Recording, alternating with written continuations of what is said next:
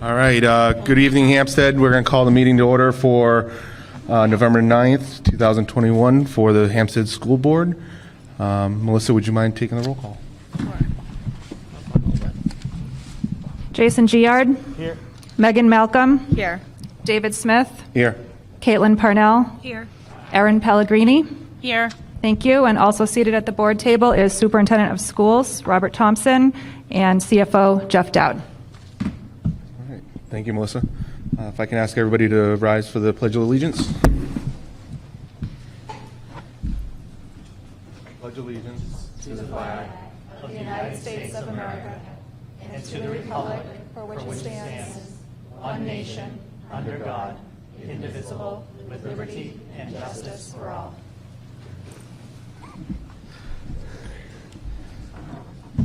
All right, thank you, everybody. Board members, you have two sets of meeting minutes from the October 26th regular meeting and non-public meeting. I ask you to take a moment to take a read over, and then I'll be looking for a motion to accept.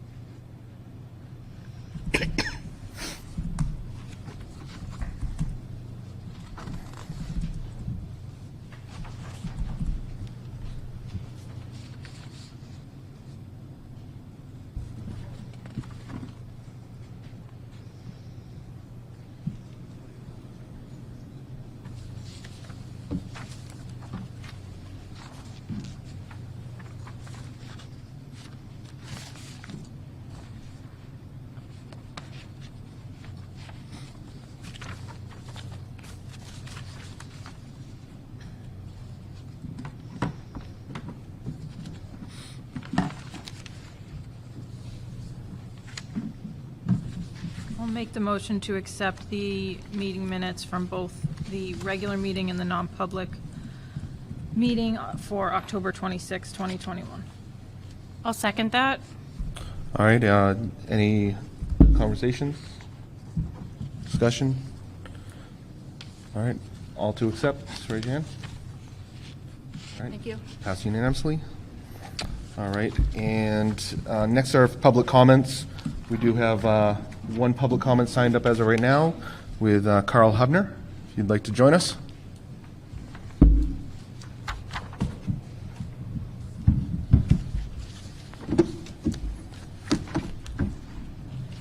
Hi, I'm Carl Hubner. I live at 249 Kent Farm Road in Hampstead.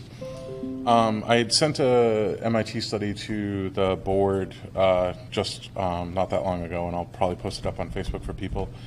The short version of it is that masks are highly effective when it comes to direct transmission to prevent and close contact, like under 3 feet. So, for example, passing time or when you're directly talking to a kid close, it works. When you're in the same room and there's no real air transmission, it doesn't really work that well because unless you have an N95 fitted mask, some of the stuff's going to get through. I think the board has had a really hard decision. I think they've really made a right decision at this time. And the district as a whole, I know, is trying to mitigate transmission as much as they can. It's a really hard decision for anyone. Sorry.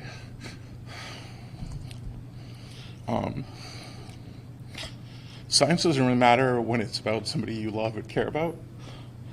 I really understand the people that are angry about being denied a choice. I definitely understand being hesitant about vaccines. So I had a decision about a loved one.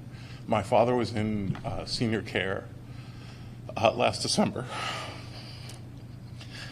He was going to be one of the people that was first eligible up for vaccines. 2 weeks before he was eligible, he ended up getting COVID.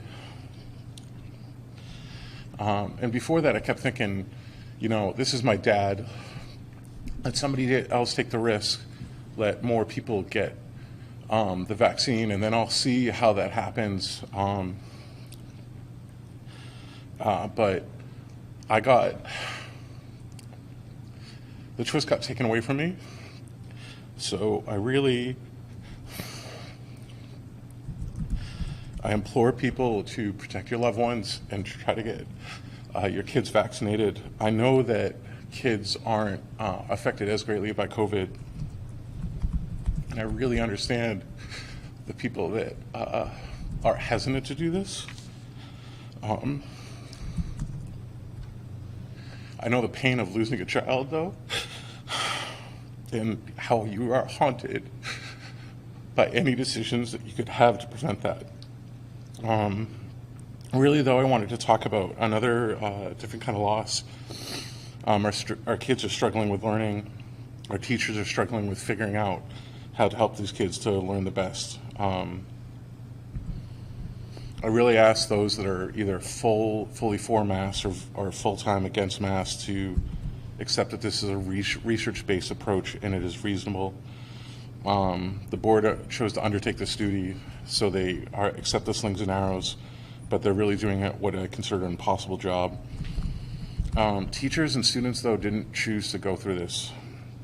They've undergone so many changes in the last 2 years, and they wake up wondering what's going to happen the next day. Kids are incredibly resilient, more so, I think, than the rest of us, and they're showing signs of stress. Teachers, speaking at myself as a teacher, even more so. In theory, this year is normal, but it's getting to us more than most people realize. I just want to say that know that teachers love your kids. We do anything for them, but we're exhausted. We just want to do our jobs. And we're tired of wondering what's going to happen at the next boarding meeting, the next angry parent that's going to contact us, whether it's because they don't feel like we're enforcing the mask rules or that we shouldn't be enforcing the mask rules, that we're too stringent and too loose. We really just want to teach your kids. So I really ask the community to support learning by trusting that we as teachers are doing what's best for your kid and everything that we can. Carl, I appreciate the words. We do have a 3-minute Okay, timeline, but thank you. we appreciate, what you said. Thank you. No worries. All right, that's going to close our public comments. Next is school highlights. Have Dr. Cheney to come up and speak. Hi. Thank you for having me tonight. You have a copy of my November report in your board packets. Excuse me. I just want to highlight a couple of things from the Central School Report from the month of November. One thing that's really important to us and is reflected in our board goals is the idea of social emotional learning. Our second step lessons have begun, and our staff are enthusiastic about promoting social emotional learning through morning meeting, daily check-ins, and they're teaching children how to communicate about the ways that they're feeling. Additionally, in support of SEL, we have our clubs program. Those are off and running. We're supporting about 20 students in grades 3 and 4 through 2 different clubs in this first round. We have a Lego club called Let Go Your Mind, where students are learning about engineering, and a club for 3rd graders around American Sign Language. A little construction update. We have our HVAC systems going into the classrooms right now. And what that's doing is that is closing down 2 classrooms per week. So far the project has been completed in 2 3rd grade classrooms and 2 kindergarten classrooms. This week, Mrs. Eaton and Mrs. Cipriano's classrooms have taken their show on the road, if you will, and they're in another location where they're managing to maintain their curriculum standards even though they're displaced. Luckily, the kids are taking it in stride and the teachers are making things work. We do anticipate these will all be complete by Thanksgiving. Something that's not on the report, but I wanted to mention, is that for Veterans Day, our UA team is producing a video to share with staff, students, and the community. We'll be posting that to our website by the end of the week so everybody can see. And finally, Universal Design for Learning, which is another important initiative this year. Our team this fall has participated in professional development, and they're implementing the principles in their daily work. So tonight, we actually have representation from the district UDL teams here to share more about their work. But before they come up, do you have any questions for me?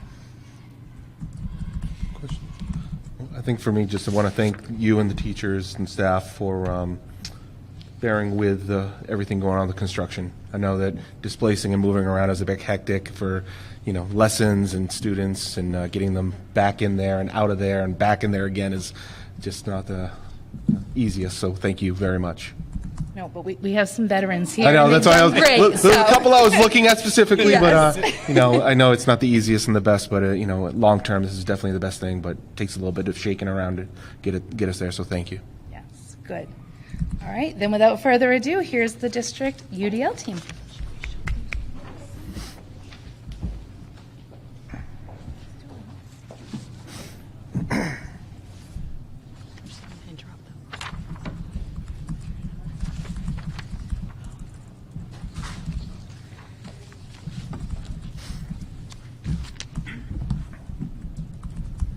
Good evening. My name is Sarah Weiscarver.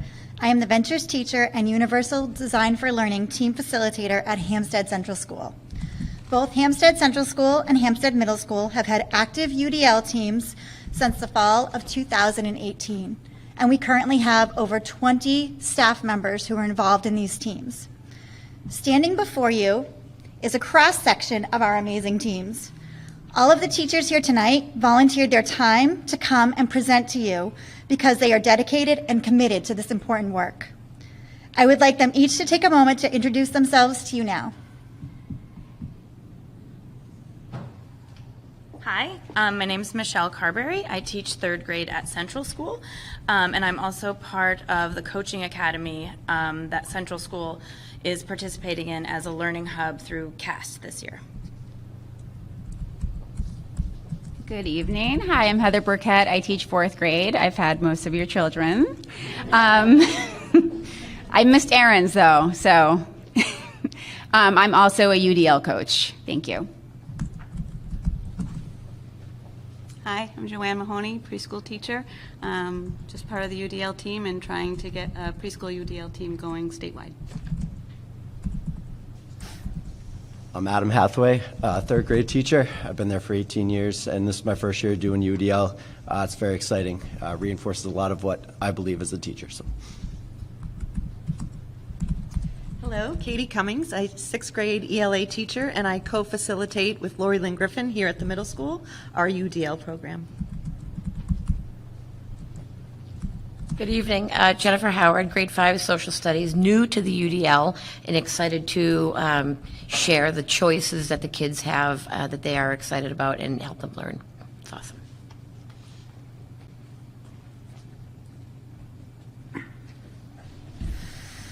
When a flower doesn't bloom, you fix the environment in which it grows, not the flower. Alexander Denheiser. This quote really resonates with me and the work we are doing with Universal Design for Learning in our school district. Universal Design for Learning is research-based best practice that looks at the how, the what, and the why of learning. When we use this approach to learning and teaching, we understand that the barriers for students are in the curriculum and in the environment, not in the students themselves. Just like the barrier for this flower here is in the environment and not in the flower.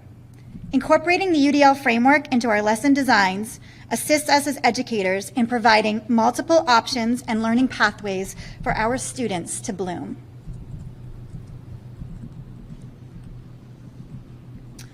Our district works closely with CAST, which was originally called the Center for Applied Special Technology, and has developed a long-term instructional goal.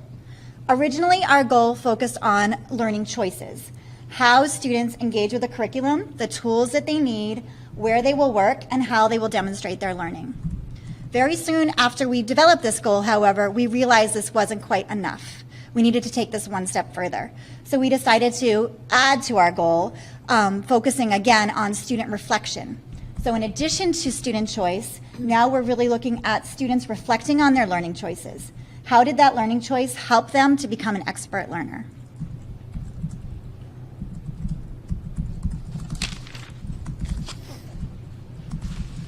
So I'm the one who left you the fun stuff in front of you. So preschool naturally lends itself to the UDL practices. We have the littlest learners from 3 to 5 years old.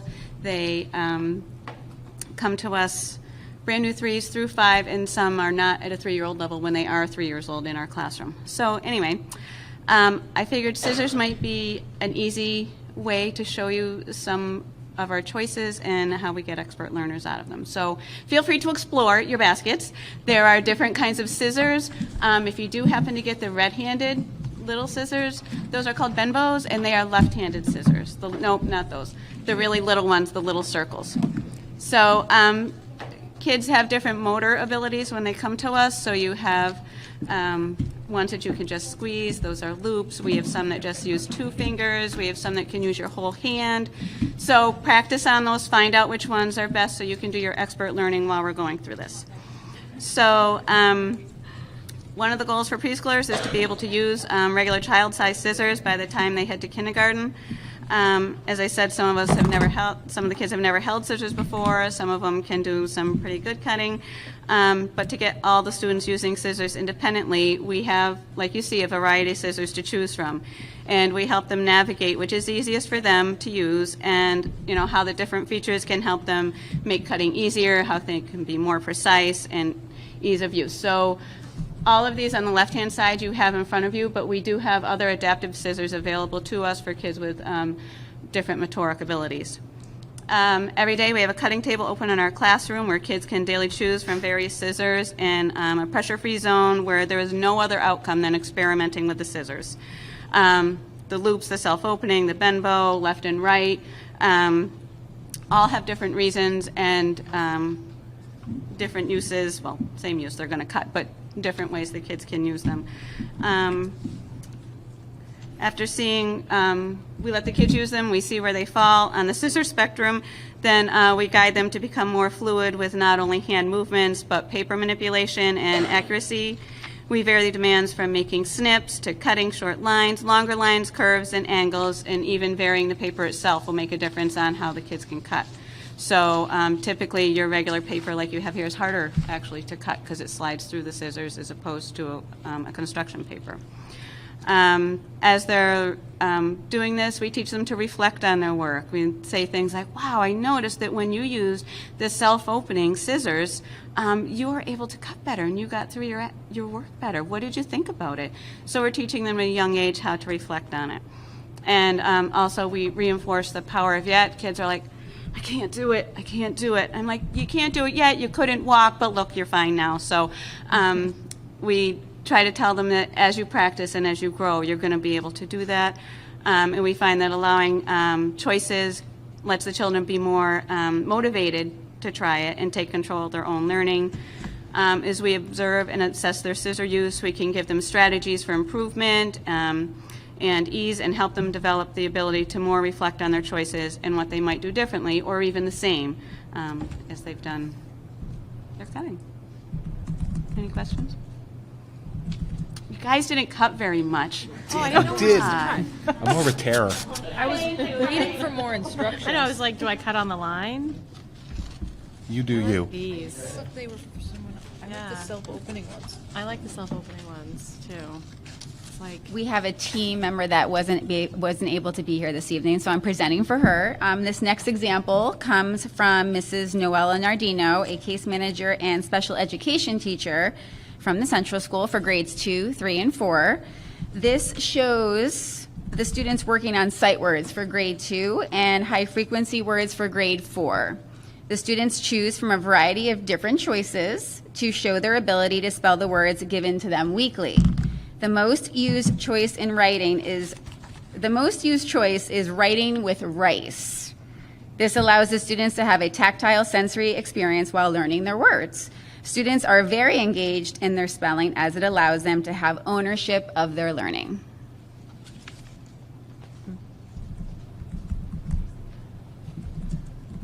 All right, so What I'm going to talk about first actually isn't about this slide. It's an aha moment that I had. I've been teaching for 18 years, and during those 18 years, you teach your students a lot, but they also teach you things.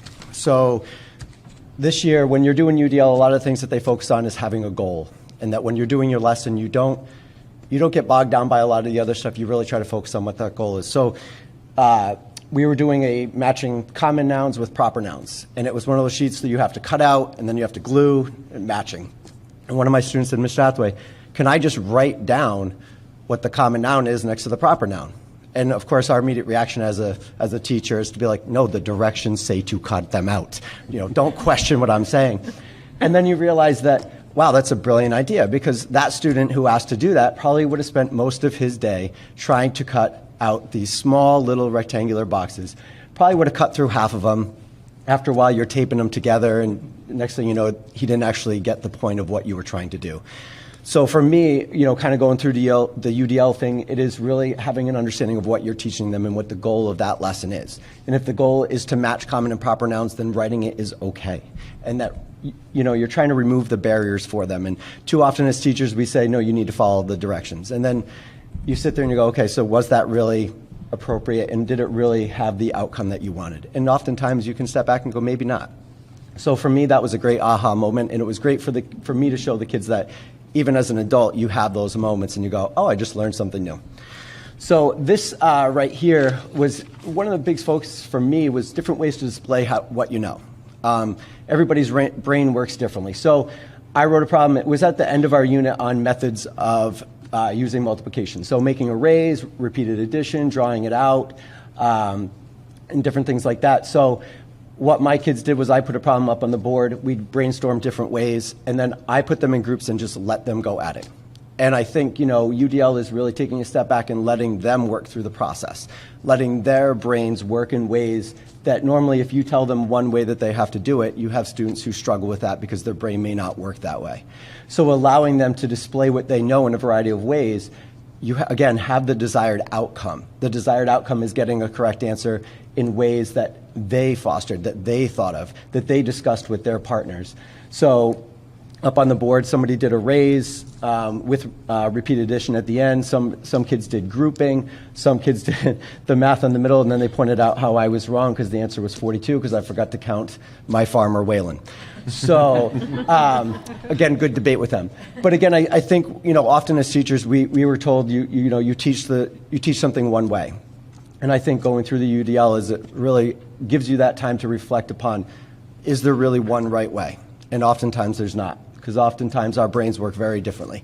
So allowing the kids to display that and show that and then have that discussion with their peers and with me, they get so much out of it, and they're more invested in it because they're in charge of it, and then they get to teach somebody else. So it's just been great. So thank you for your time. Oh, I love it. Okay, so we've been talking about eliminating the barriers, and barriers for students could definitely be in the curriculum, but barriers can also exist within the physical environment when kids walk into your classroom each day.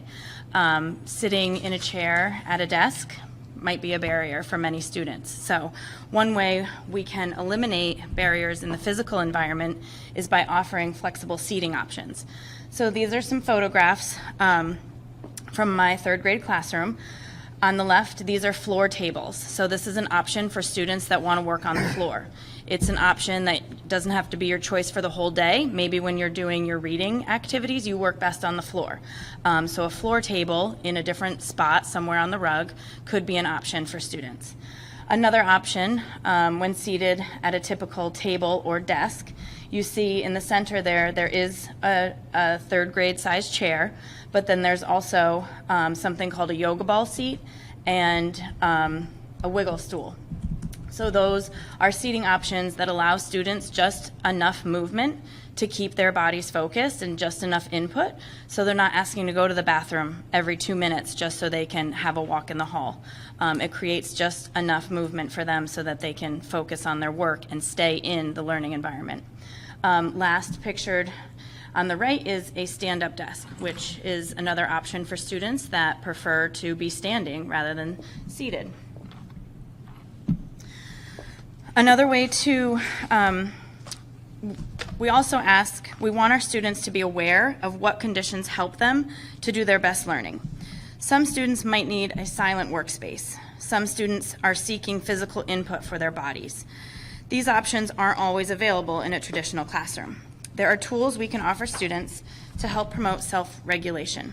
So students are taking care of their physical needs in order to fully participate in their learning. Some options, some tools for self-regulation could be noise-canceling headphones. Maybe it's a time in your classroom where it is okay to work with a partner in a small group. So there will be talking in the classroom, but that might not work for every student. Noise-canceling headphones allow them to stay within the environment but have a silent working environment within the classroom. This pictured here in the center, these are wobble cushions, and they can go right on a traditional chair or on a floor. And again, it just gives a little bit of input on a student's body that just needs to move the slightest bit.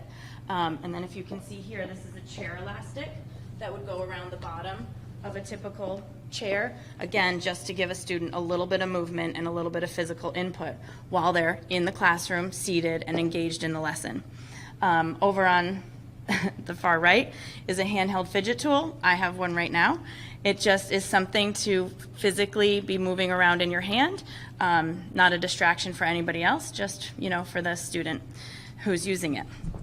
Now, all of these choices are great, and Sarah mentioned that at first we wanted to offer these choices to our students, but then we quickly realized we have to encourage reflection so that students are actually becoming aware of what works for me and what doesn't in different learning environments and different learning contexts. So when we're offering all of these choices on seating options and self-regulation tools, we also want them to make choices that are going to help them do their best learning. Encouraging students to reflect on these choices allows them to see what works and what doesn't work for them. These are some examples from my class last year, the year before. The reflection form that I gave them was asking them to reflect on a learning choice they made that week. So they thought back to the week, and they could have chosen from fidget tools, a chair elastic, a wobble cushion, one of those different options that they chose. And they had to say what the activity was when they were using that learning tool and whether it helped them do their best learning or not. So the prompt was, a tool that I used this week was, this was a good choice for me because I was able to show my best learning by, and I was really encouraging them to think, like, how did this show your best learning? The first two examples were saying, yes, this did help me do my best learning. The first student said, it helped me get all my fidgets out and I could really listen to my teacher. The second student said, I used noise-canceling headphones and it helped me be focused the entire time, and I finished a test feeling really confident when I turned it in. And then a third student actually reflected no on a chair elastic that he had chosen that week. He said, this was not a good choice for me because I wasn't using it correctly and I was actually just playing with it. So through encouraging students to reflect on these choices, we're helping them really be aware of what learning tools can help you self-regulate in the classroom so that you can really maintain your focus and really do your best learning.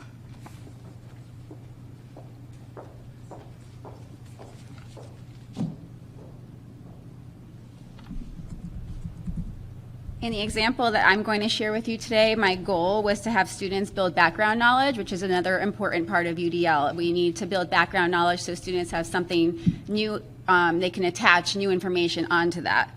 So I wanted to build background knowledge for a final hands-on investigation in STEM activity. I also needed to develop resources and lessons that would work across both settings of virtual and in-person, because at the time that I developed this, I was teaching, I was the 4th grade virtual teacher, but I was also coming into school twice a week to teach my other science class for my teammates. So we switched for science and social studies. So I needed to make sure that whatever I created, I could use in both settings. So the choice board that you see was introduced in about the middle of my mini unit, which was on oil spills and non-renewable resources. And I introduced the goal as well and a rubric that the students had access to the entire time of the project. We had already spent some time building background knowledge with another science investigation and also some teaching slides. And so here you can see that the students have 6 choices to choose from. And the goal is clearly labeled and the rubric is hyperlinked. And you see that other things are also hyperlinked, and I did that so students would always have access to examples or screencasts to keep supporting their expert learning. and we introduced this in class, and then we went ahead and continued our project. Once students had an idea of what the expectations were, we then read an informational book on the BP oil spill. And in this text, students then had another choice. They could use a read aloud feature that was offered, or they could read it to themselves independently. I also had a hard copy of the book available if needed.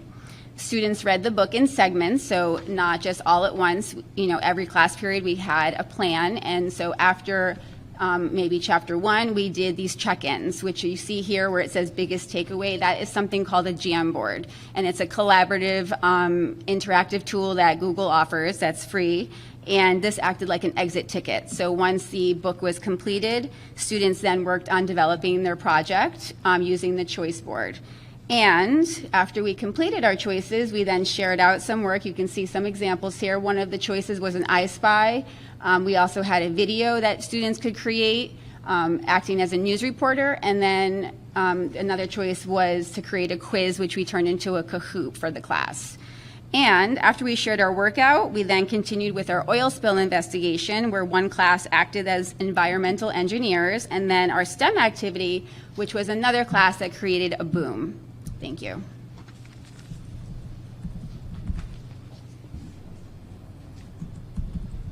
Okay, so for the middle school, as you can see, we started off with scissors in elementary school. We're increasing our skills as we get up to middle school. So choice boards provide students with the power to choose how to learn a particular subject or concept. This freedom encourages them to be more responsible, accountable, and independent in their learning. Choice boards enhance student motivation and engagement in the classroom while using differentiated instruction to promote expert learning. So some ways we might use choice boards in middle school. The one over on the left there is an ELA for 6th grade. The goal would be to tell the plot of their story. How they present that, they can choose options. They range from making a news broadcast promoting the book, interviewing the main character or the author, or doing an art. If they're into the arts, they can do an art project. But everyone has the same ending goal. In the middle there is a 5th grade social studies choice board. I believe this was on Egypt. And again, they have the same goal. How they present it is their choice. And on the other end, we have an SEL choice board that can be used during advisory. And this is one I used where students had to identify their strengths and challenges. And again, it really depends on their interest, whether it be writing. I had kids write about their strengths. I had kids draw emojis representing their strengths.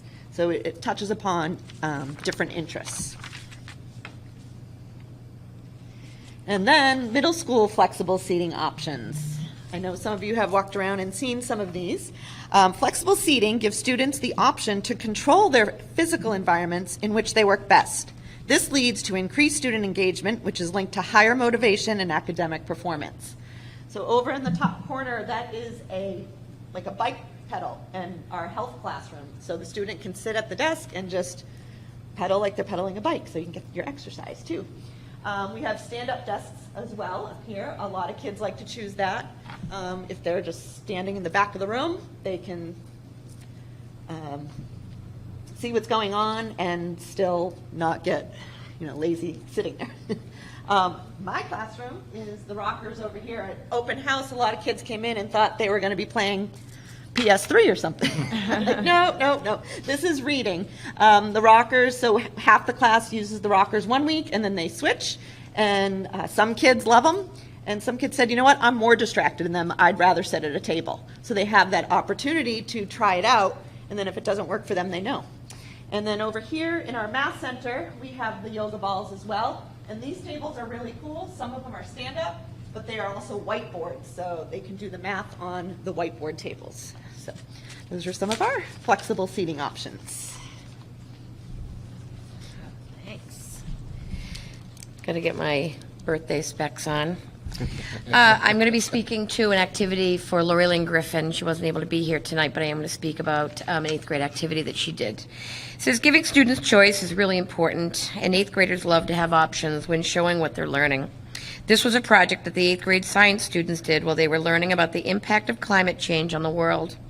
The students read an article about an island nation called Tuvalu, and then they had to create a graphic to show how climate change was impacting the island.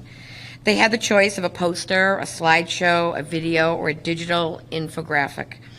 There are a couple of examples of student work, and there's at least one for the poster right there.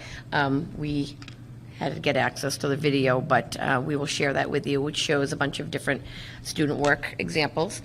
After the project was completed and presented, we had a roundtable discussion to talk about the climate change impact on the specific location, but the students also mentioned that they liked having options for doing the project, and everyone didn't have the same project. As on a personal note, options are really, really big in the middle school, and it creates ownership. And if they own it, they're so invested in it. If they have a choice in it, they're invested in it. And a very old colleague, not an old colleague, a colleague that I worked with a long time ago, sorry, it's nobody here, said he was a writing teacher, and he had said many years ago, if the kids own it, they will do whatever they can do to show you everything they know. If they don't own it, they're not invested.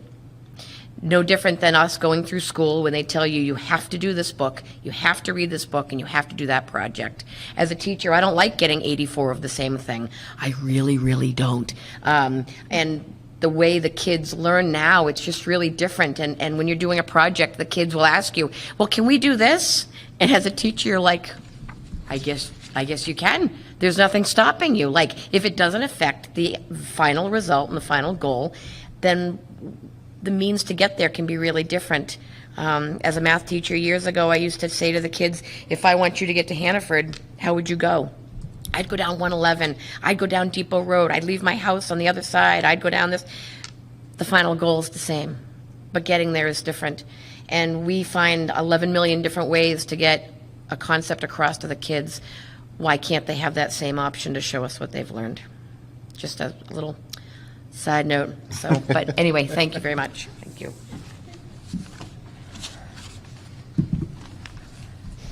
Thank you so much for your time. Do you have any questions or comments for the team? Board members? I think it's more of a comment. Frankly, I've had a very somewhat vague understanding of UDL. So this was fantastic. To see what's really happening in school and how you guys are applying it and how the kids are reacting to it, this was fantastic. So thank you to the team, the bigger group, everybody. This was really informative, and I enjoyed it. No offense, we don't always enjoy the board meetings. So. I don't know what you're talking about. Yeah, no, I just want to echo that same sentiment. Like, this was awesome. I love seeing what you guys do every day, and seeing your passion for it and how excited you are for it.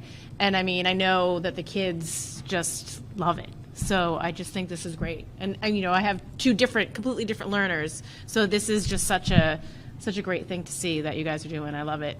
Thank you so much. Yeah. I'd say I liked when you're talking about how it relates to what I do for work or what people do for work after they leave school. You got the group thinking, like what Mr. Hathaway was showing. The scissors is great because, like when I'm doing coding and developing, there's different ways that people learn how to do it. You're left-handed, you're right-handed, et cetera. And like you're saying, Jen, is just there's different ways to get there. Different paths to the top of the mountain, but you get to the top of the mountain. So it's really good to hear how you're doing that and how it's going up in grades. So, and I'd say thank you for taking time tonight to explain this to not just us, of course, but hopefully the millions and millions of people watching. So thank you. Thank you. And the only thing I really wanted to add was just the positivity and the upbeatness, and just how excited you guys were all to talk about this and explain how you're utilizing it. It shows your passion for it, and I'm sure that's spreading down to the kids. And Mr. Hathaway, you mentioned your aha moment. I had mine about 10 minutes ago. Self-opening scissors. I was going to comment on those too. Where These are were awesome. these when I was in school? These are fantastic. Like, you're not missing any of those. Thank you so much. Sarah, I do have one question. Maybe it's for you, but for anybody else. We hear a lot that for the last, year and a half, almost 2 years now, with the pandemic, things have changed. What has the pandemic done in changing UDL? What is what's the approach now with children? Because they all are learning differently now, or they're relearning it. So how is that impacting what you're doing? I'd be happy to speak to it, but I think maybe the rest of the team may as well.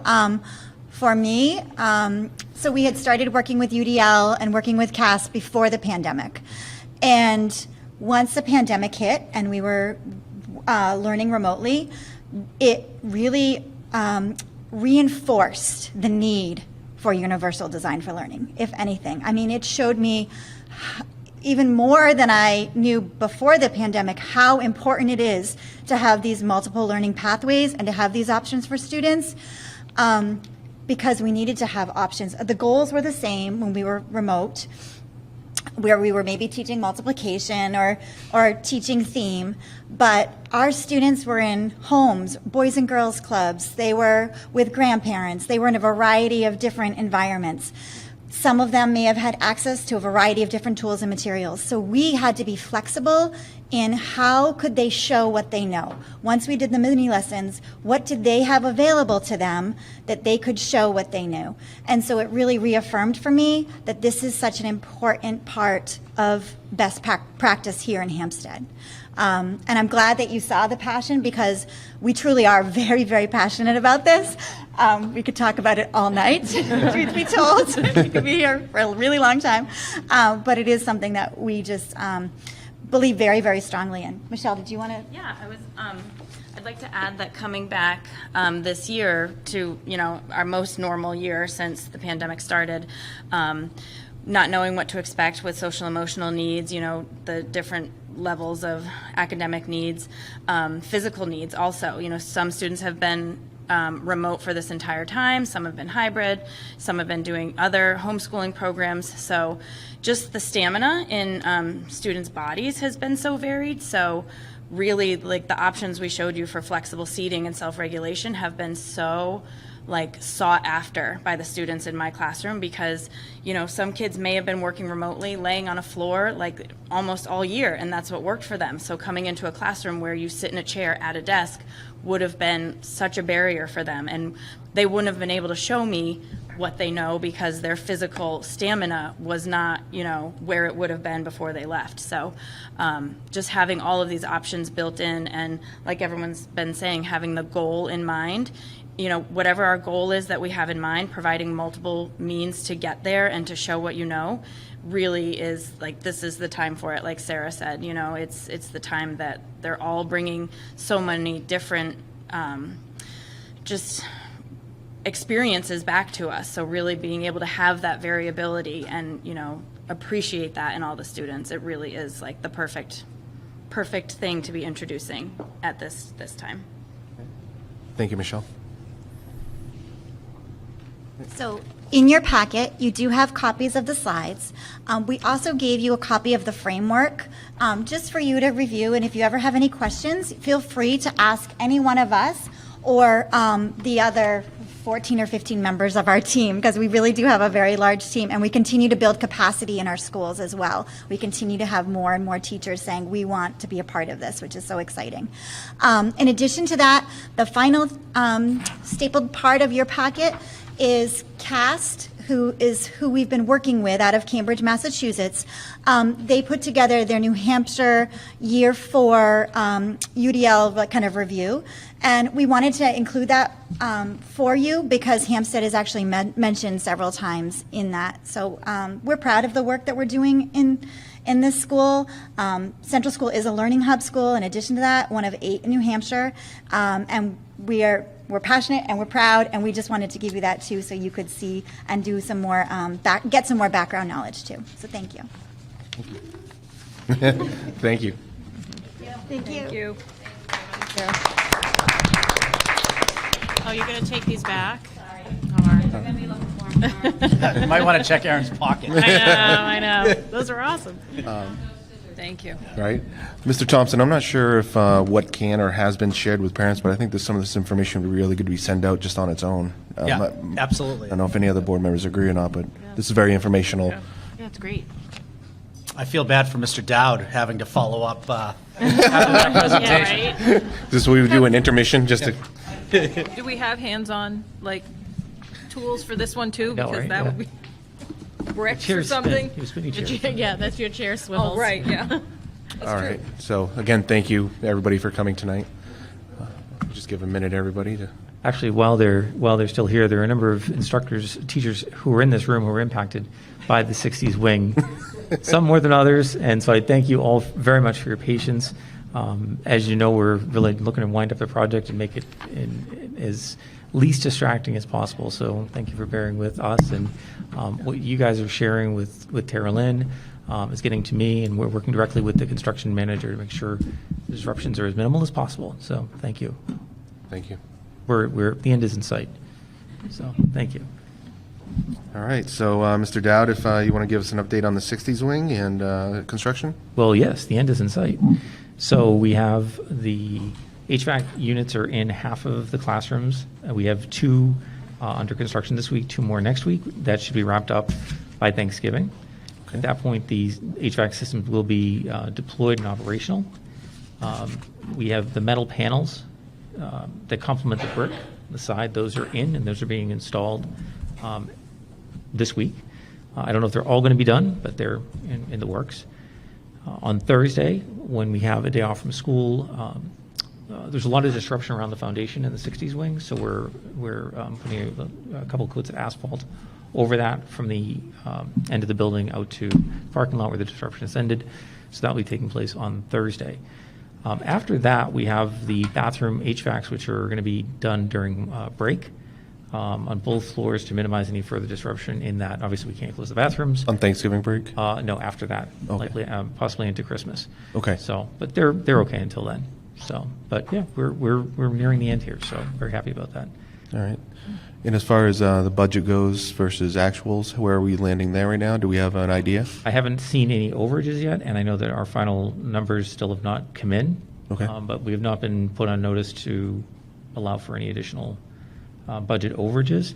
So I take that to be a good thing. I think we're looking like we're going to end up on the right end of it. We'll end up with a better than budget number. So we just don't know, and we won't know until the final billings come in. But I haven't had a knock on the door to find more money. So that's a good thing. Yeah. So. Okay. Especially in light of the conditions that we find ourselves in with supply chain issues and inflation.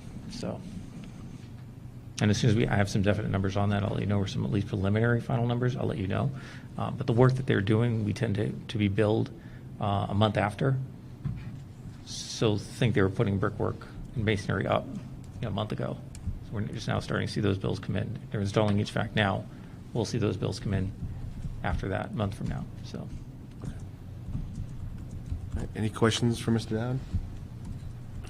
All right. I know it's not under here, but it is related. If you can just give an update where we are with the thought about the addition pricing. When do we expect some sort of numbers that we'll be reviewing, since we are getting close to warrant season? Yep. So we have met with the architectural firm and the construction team on the current project, who have the numbers from the old project. They've made some tweaks to the plan, and they've gone to reprice them. Breaking out the 2 Cove classrooms it's not quite as easy as just taking them out. They have to be extricated from the project, and then the project priced around that. I expect that those numbers will be in. I'd like to say for November 23rd, we'll have a ballpark for our next meeting, and I believe we'll have more final numbers at our first meeting in December. So I think it'll be very good to know, just from a ballpark perspective, where we're at based on inflation, based on the price increases that we're seeing now, where we'll be. So. Yeah, so that'll be very important for just discussions about the budgets, discussions before, deliberatives right around the corner. Before we know it, it'll be the new year. So as early as we can. Yep. I'd really appreciate that. And of course, it's very important for the board to consider, we've discussed the potential impact of building aid, and how long out we'd have to delay the project in order for that to happen. Right now, we're asking the project be priced to be completed in a phased approach earlier rather than later, sooner rather than later. If the project did pass and we wanted to qualify for building aid, we'd have to wait until July 2023. So if we want to do the project earlier, which I think would be the intent, that's just something to put out there for the board to consider. Yep. So food for thought. Yep. And I think that should be all part of the discussion when we, if it's hopefully the 23rd. Yeah. That gives us time if we have to, think about it some more, to have some more discussion. It's a big discussion to have and a big decision to make ahead of, what we're going to do for next year that'll go to warrant. Yep. So I appreciate that. Yep.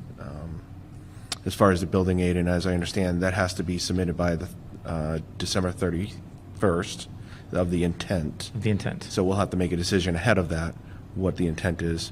I don't know how detailed that has to be, Mr. Dowd, but if it has to tell exactly what we're intending to submit, or is it just we intend to submit? No, we'd be looking at some, I don't want to say specific, but some broad ballpark numbers.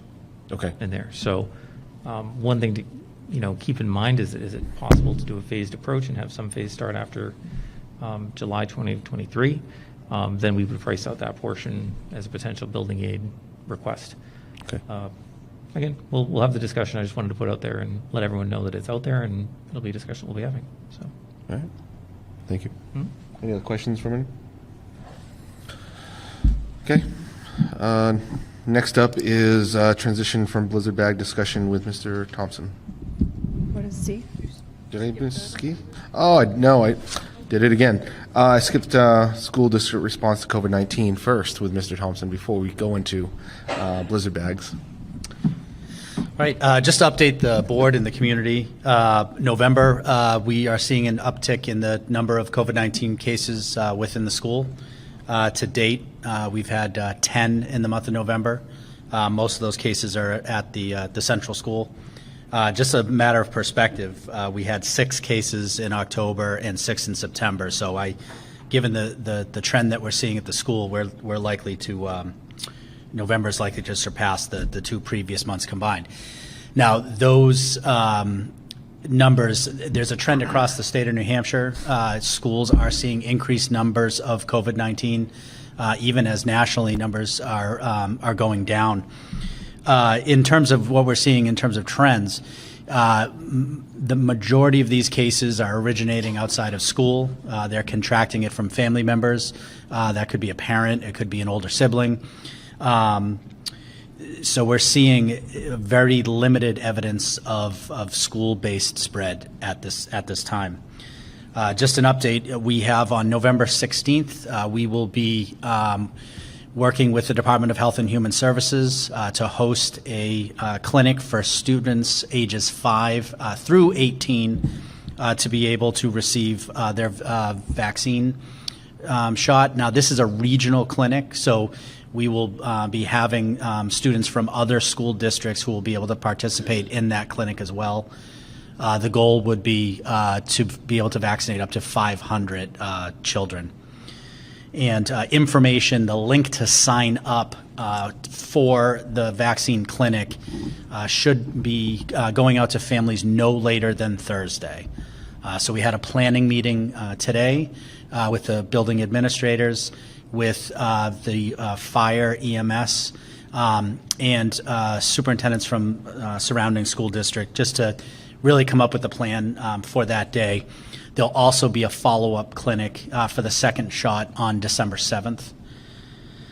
In addition, we continue to offer the COVID-19 Safer at School screening program. That is an optional program that parents opt into that provides PCR testing to students.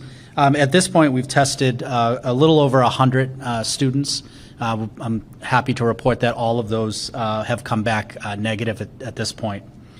Again, these are just, there's multiple strategies that we employ when it comes to combating the virus.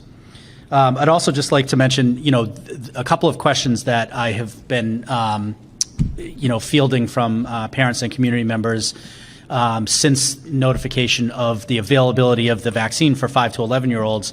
One question that comes up is vaccine mandates. Will the district impose a vaccine mandate? And the answer is no.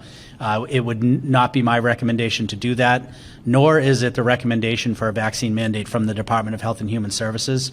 And we've received clear direction from the Department of Education that there is no plan for a vaccine mandate. We view vaccines as a parent choice that they would want to explore with their pediatrician. The other question that has come up is, now that the vaccine is available for 5 to 11-year-olds, when will all of these COVID protocols go away? And I hesitate tonight to answer that question, given the fact that we're seeing an increase in cases. Right now, our focus is on mitigating the virus in our schools, planning for working with the Department of Health and Human Services on the vaccine clinic and other mitigation strategies. I do foresee in the future us having a conversation and coming to the board with a plan where we would relax our COVID-19 protocols. For example, the second shot, it would be administered at our school-based clinic on December 7th. Typically, it's 14 days for full immunity. So it would be appropriate at the December board meeting for us to begin to have a dialogue and a conversation about how we would go about relaxing those protocols. It wouldn't be my recommendation at this time to make any changes until a later date. And with that said, I'll answer any questions that folks might have about the district's COVID-19 response. I do have a question about the clinic, because you mentioned it's going to be open for 5 to 18-year-olds. So both dosage sizes will be available so obviously if someone is coming in with a 16-year-old, they can get the appropriate dosage for that. They can, and that's actually new information that I learned today. Yeah. Prior to this, I was told it was 5 to 11, but they will offer the dosing for the 12 to 18-year-olds. Okay, great, thank you. Questions, board members? The Safer at School screening, you opt into that once. You don't have to keep signing up, right? You're just automatically in the... Yeah, you're in there. And the other piece, too, is that we've actually seen an increase of number of families wanting to participate. So the building principals will continue to send that registration link. And, families may get to a point where they don't want their child tested. All they simply have to do is just notify the building principal, and we can take you off the list. It's very simple. A child misses 5 minutes of school time. We try to structure it around non-academic time. It's not always we're not always able to do that. I did speak at a previous board meeting about the possibility of doing rapid antigen testing here at school.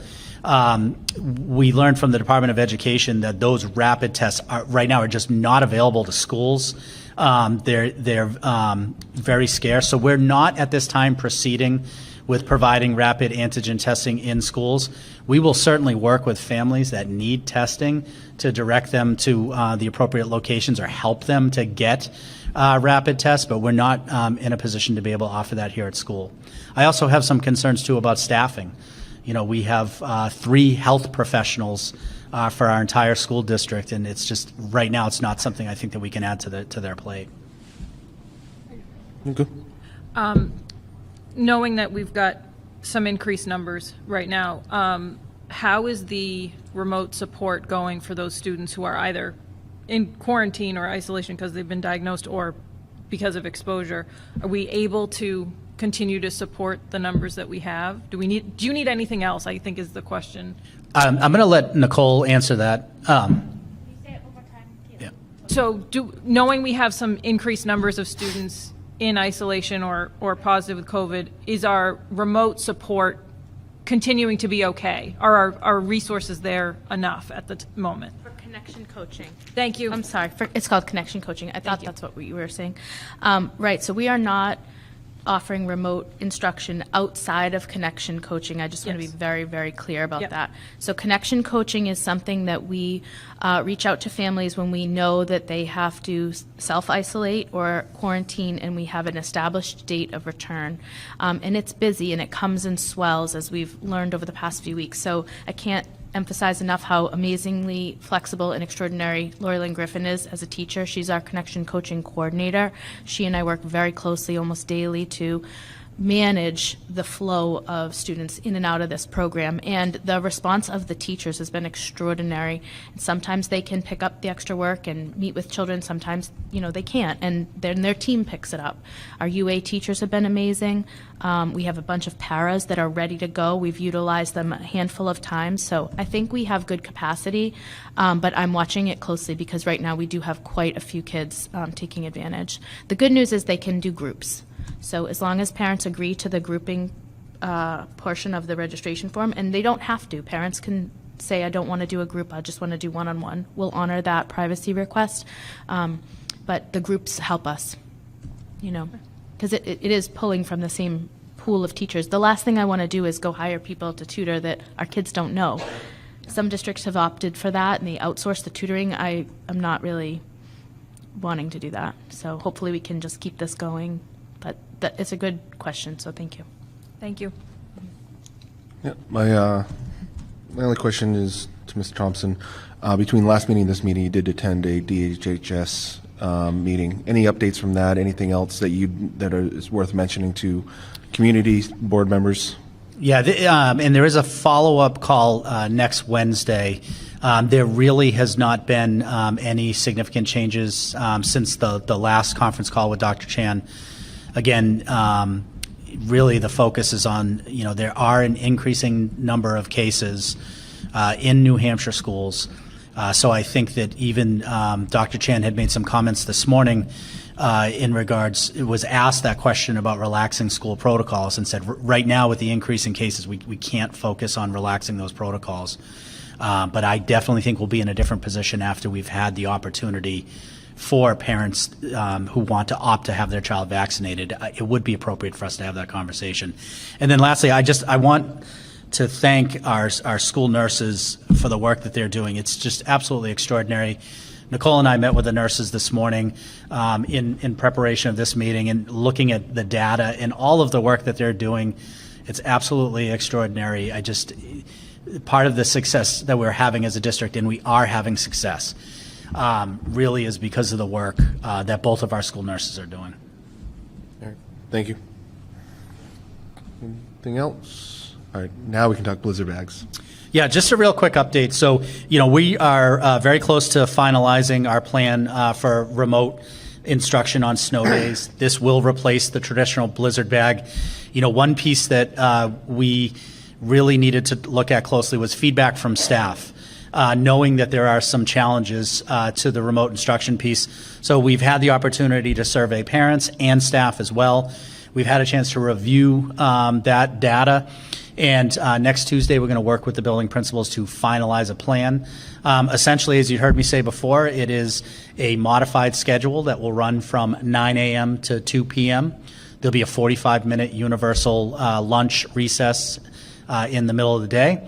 It will provide for live synchronous instruction. There's a tremendous amount of work that needs to be done in just the coordination of schedules. That would include services for students with disabilities. So there's a number of considerations. The thing, it's been really exciting to be able to collaborate and to create this process. And it's, every morning I wake up and I look at the 10-day forecast. We're still in a good place in terms of we'll be able to have something in place for remote learning should we need it. And then I just want to remind folks, because this is something that comes up with parents and with teachers as well, we will still have traditional snow days. That's an important point. It's a time-honored tradition. We're not looking to get rid of that. But when we know we have a big snowstorm coming, if we can, accurately predict that a snow day is coming, it's an option for us to utilize. And the first time we run it, we'll run it as a pilot. I'm sure we'll have lots of feedback from parents and staff. We can go back and we can revise future remote learning days. I think the only question I've been asked once in the last 2 weeks about this is just for those students that day they lose power and there's only a small, maybe it's just one street in Hampstead and they don't have ability to log on. What happens? Yeah, so what we will be doing on those days is we will be monitoring in real time Eversource data. We can actually drill in. We work with Eversource to be able to drill in to monitor that. And what we would do is, in some cases, if we're talking about a small percentage of students, they would receive an excused absence. We could also look to utilize some type of either connection coaching or some opportunity for remediation to get those students caught up. But if we saw that there was any type of power outage throughout the town, it's a snow day, Right. and we wouldn't have a remote day. Okay, thank you. Anyone else? All right. The next one is Mrs. Tomaselli is going to speak about ESSER grant funds.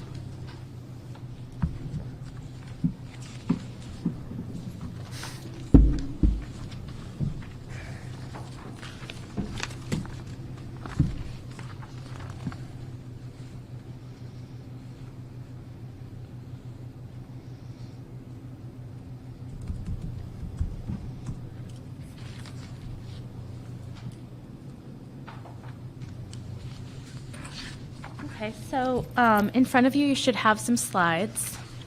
They're very blue, huh? So you've seen this presentation before. I just wanted to kind of stick with the same frame. In September, I showed you, how we've spent ESSER 1, ESSER 2, and ESSER 3. But I've made some edits to the ESSER 3 column, and we'll get to that in a minute. ESSER 2, I wanted to report that got approved not even 2 weeks ago. That is tremendously important for our district, that all of our activities were approved by the DOE, because that means we can start paying the invoices for the activities that we've done. And that includes summer learning academies. And initially I had projected that we were going to do some curriculum intervention assessment and other educational opportunities. So let me show you what we've done with our ESSER 2. With ESSER 2, we've paid for summer learning academy. We have 2 custodians, 1 LNA, and some software in there for the LNA. And I know this will be very exciting for you, the tech upgrade for the boardroom. Approved. Deposit got paid, was it yesterday? We signed off on the deposit. So we're very much looking forward to working with Robert and his team at AV Access, I believe is the name of the company, that will be doing this upgrade, and we're going to be scheduling the installation. We're very hopeful for Christmas break. Great. Barring any issues with supply chain, which is a very real thing right now. So, but we just paid out that deposit, and this is going to move forward. So I'm very excited. So Nicole, we've got the check, and as soon as the school board signs off on the payroll and AP vouchers, we will send that check out. Okay, thank you. Yeah, thank you. So you sign it next, I guess. Yes. Right. ESSER 3 is an open grant right now.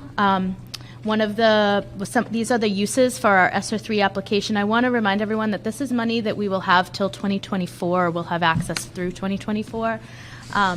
So this is going to pay for our connection coaching. It'll pay for Summer Learning Academy in 2022, and likely, if that's still a good model and useful, in 2023, if we think that that's valuable. It's going to pay for our after-school enrichment programs at both schools.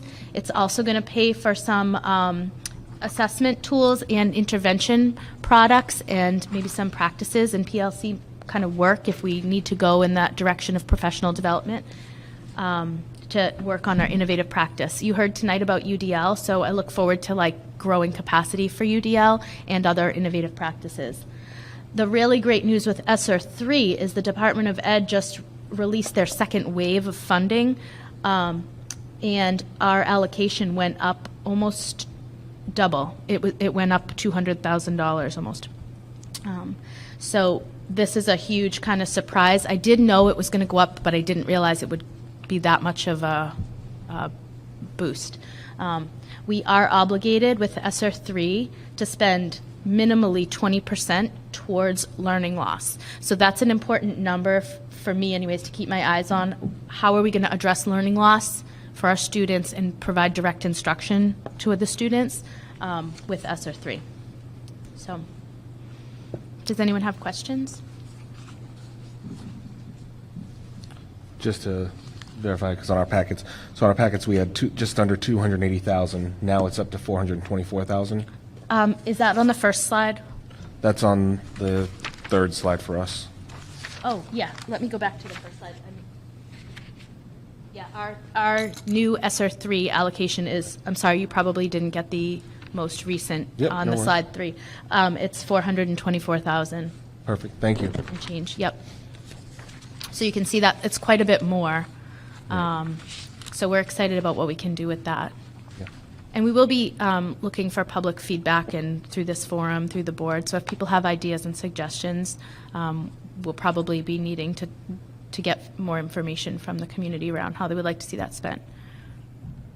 Where are we with the, what is it, $84,000, that the 20%? Are we close to that already with where you've allocated, where we're going to be spending? I would have to do some quick math on that, but probably not. Probably if we paid for all of the connection coaching, another summer learning academy, and all of the enrichment, we probably aren't there yet. Okay. But some of the intervention products that we're looking at probably will get us there. But I would love to spend more than 20%, actually, if, you know, it's really what it's intended for. Yep. So I would love to give more than 84,000 towards student learning loss. Any other questions, comments? All right. Exciting to hear about the AV equipment, so that's great to hear. Yeah, I'm really hoping all the materials, they have a bunch of stock on hand, so hopefully I'll have a smooth update to share with you in a few weeks. Awesome, thank you. All right, no other comments, questions for Ms. Tomaselli? We'll move on to Board Members' Policies, second reading and adoption, and this is on CBI and CBIR for the evaluation of superintendent. I don't know if anybody from the Policy Committee wants to say anything more from the last meeting, if anything, any comments from anybody? All right, then I'll be looking for a motion to accept policies, policy CBI, CBIR for second reading. So moved. Second. All right, any discussion? All right, all approved? All right, unanimous, thank you. All right, next we have board comments and correspondence. We got to start all the way to the left. Mr. Giard? I'm all set tonight. All right, Ms. Malcolm? I have nothing. I'll go to Ms. Parnell. I don't have anything. The only thing I have is a note that the PTSA is extending the deadline for the reflections entries to Wednesday, November 17th. The theme this year is I will change the word by. This is a great program. If your child likes art, writing, dancing, etc., this is a great creative outlet. I've judged this actually for several years, and it's always pretty impressive. Hampstead is typically one of the top towns in the state for entries, and so far this year there's only a handful. So if you want more information on that, for each child to participate, just go to hampsteadptsa.org and check it out. I've got a few things to bring up. Let's see, I think it was about a week and a half ago now, Mr. Thompson and I were able to attend the Pinkerton Board of Trustees fall meeting, very highlighting the number of conversations that were had. But to update all on a few things, one is that Pinkerton has heard the districts, the sending towns, and are working to provide the tuition costs sooner than what has been done in the past. They were only waiting on one last town that they're working with on some adjustments. So SAU should be expecting that. I think they said in the next couple weeks is what, which is a little bit sooner than what they typically see. They did make same thing that we've talked about is inflation, that they are aiming at that 4 to 5% is probably what it was going to be. It had to go through final approvals, but that's what they're targeting. Another item that Headmaster Powers brought up was the Flex program. And what the Flex program was for a modified class period for students to be able to either have smaller settings with their peers or with teachers for extra help, and a number of other, and I'll see if I can read a couple of bullets off of what was sent over about this. I think it's important for parents that are sending their children or are going to be sending their children to Pinkerton to know, it's time that students can make up can start and complete makeup assessments and assignments. Students and faculty get comfortable with functionality of dynamic schedule software called Enriching Students. It's being used for improving processes. Students can, again, ask and request extra help from their classroom teachers. I don't know if there's anything else you'd add to that, Mr. Thompson, about the Flex program? No, I think that was a good assessment. Okay. Other than that, that was pretty much it for the meeting with Pinkerton. At the last board meeting, we did talk about the meeting. A couple of us, Jason and I, were going to meet with the select board. That we are going to meet this Friday at the SAU office with Mr. Thompson, Mr. Dow, to talk about are there any opportunities where the budgets will be going out for contract, or pieces of the budget will come out for contract, and if we can join those to see if we can get reduced pricing. I've been asked a number of times also, so my third item to bring up is a number of times from people saying, I've heard that the school has sent back money to the town, and they've questioned how much it is, and did they really send it? And I know Mr. Dowd and I spoke about this, so Mr. Dowd, correct me if I'm wrong on any of this, please. Originally, at the, let's say, end of the summer, we did send back just under $1.2 million to the town. That was based off of unused funds from last year's budget. Correct. Yep. And then on top of that, I think it was late September, it might have been beginning of October, we then voted unanimously to send back, it was somewhere around $550,000, but north of $500,000 that we also sent back to the town. That was based off of state's corrections of how they compute the education cost. And we voted to send that back to the towns also for a total of, again, approximately $1.7 million. Adequacy aid, yep. That was the adequacy aid, the $500,000. And I think it's important to note that when we send it back to the town, it's in the form of a reduced, essentially a reduced bill to the town. It comes in the form of a reduction of the bill to the town, which was in time for tax rate setting. Okay, thank you. So, and then the last one, and I did get your note today, Mr. Thompson, about we do have a Pinkerton liaison. I don't want to announce the name. We want to reach out to the student to make sure that the student knows that they are the liaison, but they did get voted in at Pinkerton, so we would expect in the coming meetings that we would have another person joining us to give us more up-to-date information on Pinkerton. So that's what I've got for my correspondence. We'll turn it over to Mr. Thompson for the consent agenda. Yeah, there's one item in the board packet under personnel report. It is a letter of retirement. Typically, we don't read these letters, but I want to make an exception for this particular letter. Dear Superintendent Thompson, please receive my letter of intent to retire at the end of this 2021-2022 academic year. During my 33 years of service, I have served the Manchester School District as a teacher for 17 years, and now in my 16th year in Hampstead as an administrator for SAU 55. My next life chapter will focus on serving my family as a wife, mother, and grandmother. I appreciate the strong support of the school board and your administration as I graduate with the class of 2022. I will work to create as smooth of a transition as possible. Please call on me to assist in any way. Sincerely, Principal Maria Denola.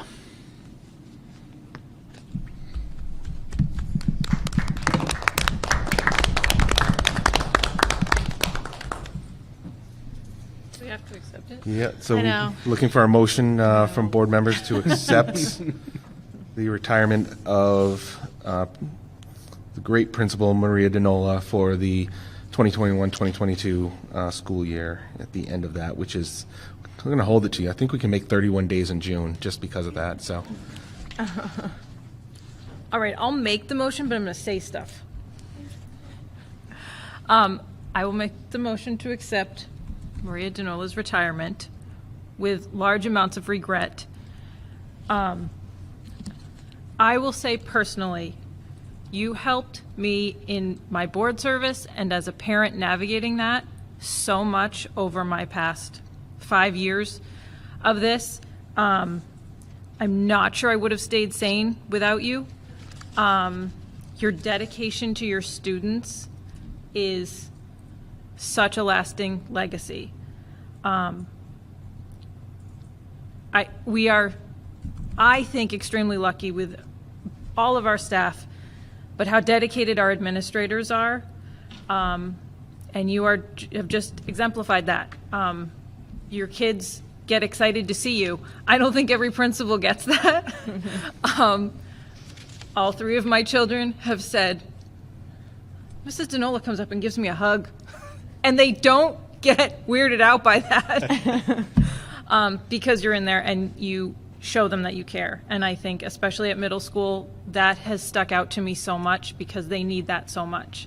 To know that somebody at the top of the food chain knows all of them and sees them and is looking out for them. So I can't say thank you enough for what you've done for our students. Thank you for sticking it out for another year so we let everybody new settle in. You'll be extremely missed by all of us. There's my motion. So I guess now, Melissa, you're going to write that all up in the motion. Right. She's no. really good. She probably will get it on. So, just saying. All right, looking for a second.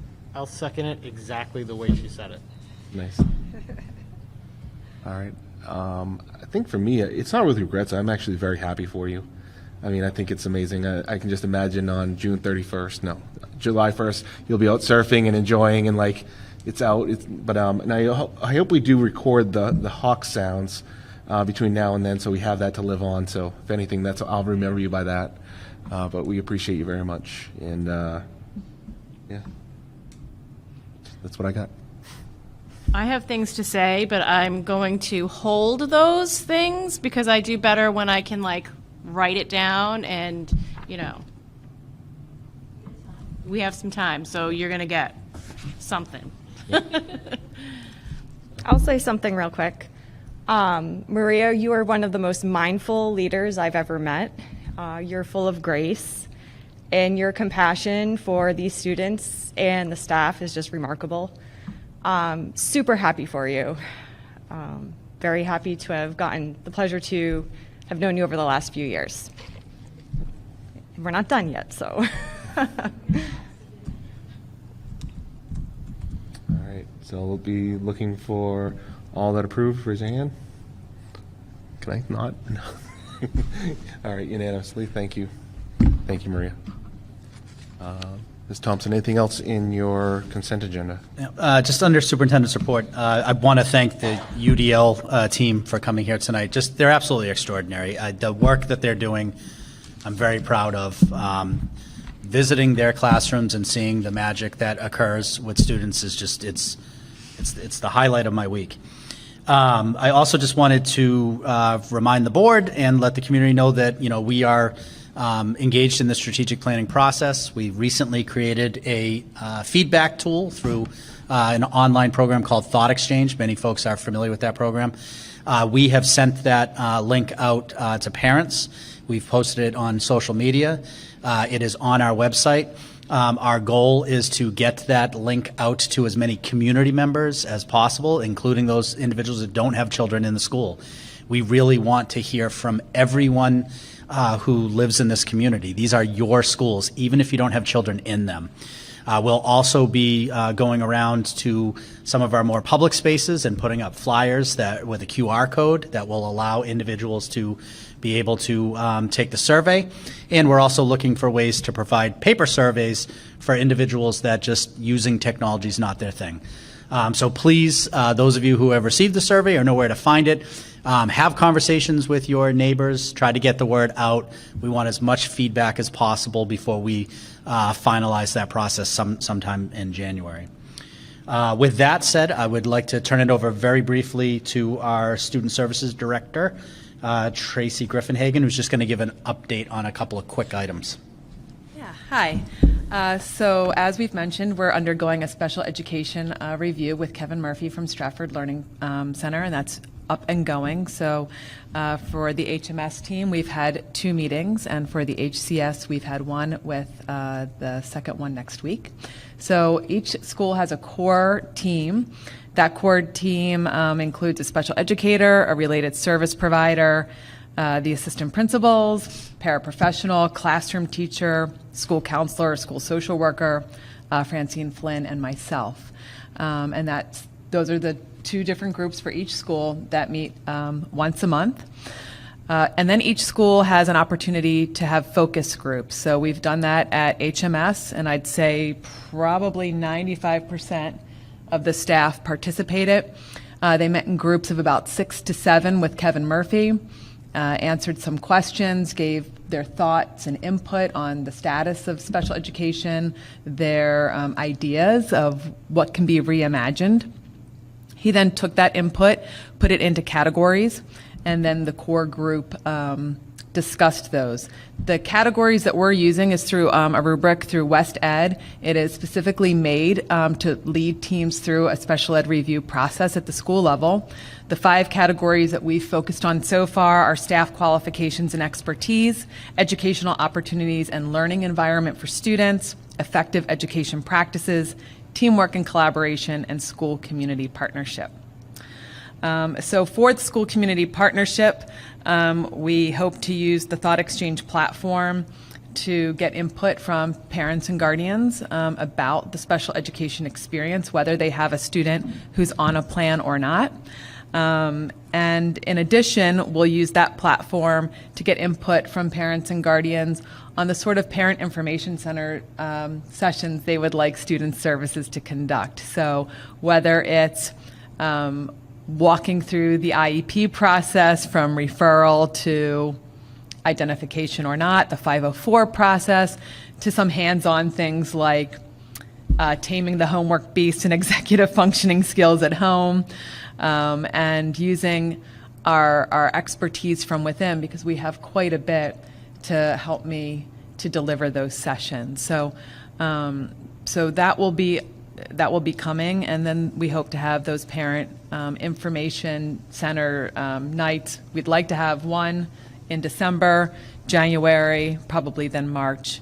The end result for this work with Kevin Murphy will be an action plan that we'll present. We do anticipate that each school will have some things that are very unique to the school, but then some district common goals and actions to make sure that we have consistent practices throughout both buildings. So that's what we're working on right now in student services. Any questions? None here. Okay. Good. Thank you. Welcome. That's it. All right.